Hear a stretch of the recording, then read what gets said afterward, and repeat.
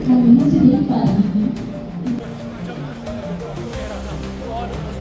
ये जो तस्वीरें आप स्क्रीन पर देख रहे हैं, ये तस्वीरें श्रीनगर रेलवे स्टेशन के हैं। आप देख सकते हैं कि इनाग्रेशन के वक्त यहाँ जम्मू कश्मीर के आवाम में जो है खुशी देखने को मिली, और उसके साथ साथ आप देख सकते हैं कि किस तरह से कश्मीरी जो है नरेंद्र मोदी की इनाग्रेशन का इंतजार कर रहे थे। क्योंकि जब विधान भारत ट्रेन की हम बात करते हैं, वो ट्रेन है जिससे कहीं ना कहीं कश्मीर घाटी के स्टूडेंट्स, तिजारतमंद लोगों को जो है काफी फायदा मिलने वाला है। तस्वीरों के अंदर आप देख सकते हैं कि किस तरह से नावगाम रेलवे स्टेशन पे जो है कश्मीरी आम लोग खुश नजर आए, क्योंकि कश्मीरियों का कहना है कि ये जो एक सदियों का ख्वाब था और आज जो है ये ख्वाब तामीर हुआ, और ये ख्वाब तामीर करने वाला देश के प्रधानमंत्री नरेंद्र मोदी है।